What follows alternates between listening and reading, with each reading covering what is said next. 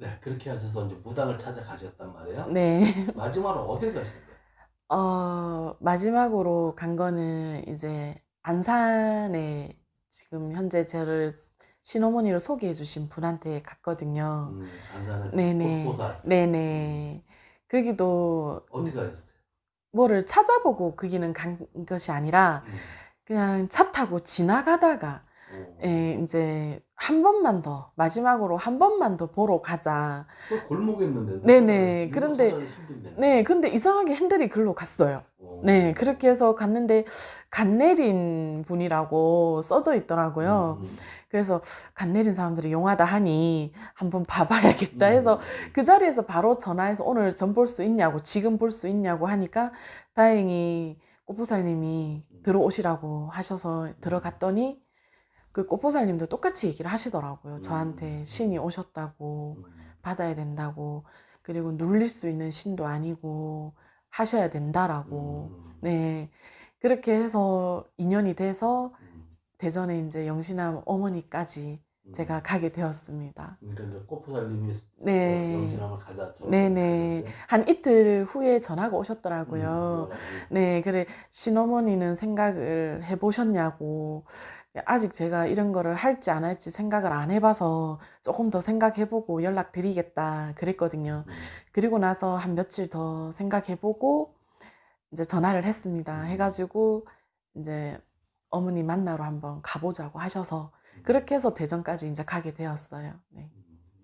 대전에 가셨을 때 그 얘기 좀 해주세요. 솔직히 네, 대전에 가기 전에 이제 이게 평택의 엑소시터에도 나오고 하신 유명한 분이 계세요.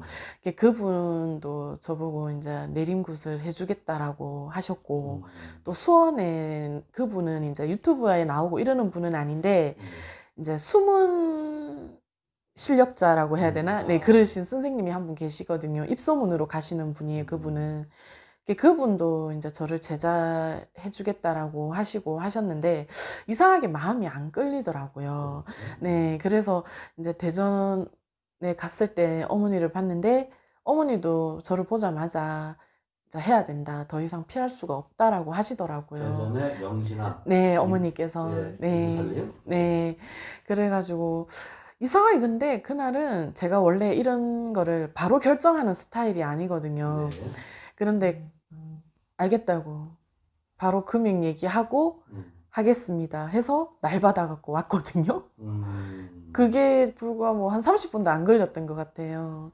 이미 마음의 준비도 하고 갔었지만은 거기에 뭐 남편분이 같이 갔었다며. 네네 같이 갔는데 이제 제가 하겠다고 덜썩 하니까 이제 오빠는 뻥져서 오는 동안 둘이 한마디도 안 하고 의논을 안 하고 제가 그냥 한다고 했으니까. 그리고 무엇보다 제가 이제 이 길을 오기 전에 이제 저는 완전 집까지 다 말아먹을 정도로 길거리에 나 앉았었거든요. 오빠도 직장을 다녔지만 개인 회생 중이었었고, 그래서 어디서 대출이 되거나 이런 상황이 아니었어요, 저희가. 근데 이제 국비용을 어떻게 할 건지 뭐 이런 의논도 없이 제가 이제 한다고 내질렀으니까. 네. 그러니까 오빠 입장에서는 너무 황당했죠. 그러니까 화도 좀 났을 테고 의논도 없이 제가 그랬으니까. 와가지고 한 이틀은 둘이 말을 안 했어요. 그 부분에 대해서. 네, 저도 말을 꺼내기가 미안스럽고, 예, 오빠도 자기가 덥석 해줄 수 있는 상황이 아니다 보니, 예, 얘기를 먼저 꺼내기가 힘들었을 거고, 네, 그렇게 있다가 이제 한 이틀 정도 지나서 이제 본격적으로 어떻게 할 건지 이런 거 의논을 하게 됐거든요. 그런데 참 이게 나를 받아놓고는 왔고, 그게 한 달 정도 말미밖에 안 됐었어요.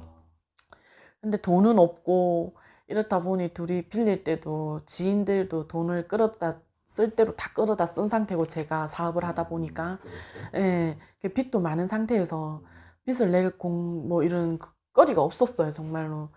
그리고 오빠도 마찬가지였고. 그런데 이게 참 한 보름 정도 앞두고 오빠가 대출이 안 된다고 한 12군데 캔슬을 맞았거든요.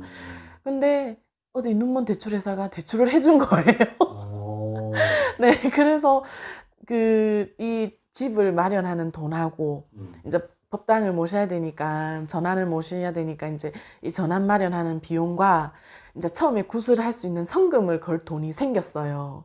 그러고 나서 이제 나머지 잔금을 치러야 되는데 그것도 한 1,500 정도 남아 있었거든요. 그거는 이제 어디서 구하나 서로 막 또 이제 그걸 고민을 했었거든요. 근데 그것도 우연찮게 한 일주일 앞두고 오빠 거래처 사장님이 돈을 빌려주신 거예요. 어이구. 네, 그러니까 이게 정말 할아버지 뜻인가 보다라는 생각을 그때 더 많이 하게 되었어요. 네, 그래서 이렇게 정말 힘들지 않게 저는 정말 힘들지 않게 이 길을 온 케이스라고 하면 될 것 같아요. 네.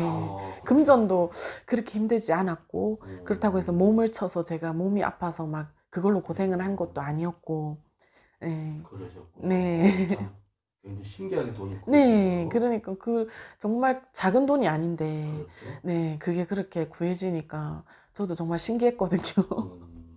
참 아주 재미있는 이 얘기가 지금 전개되고 있는데요. 네.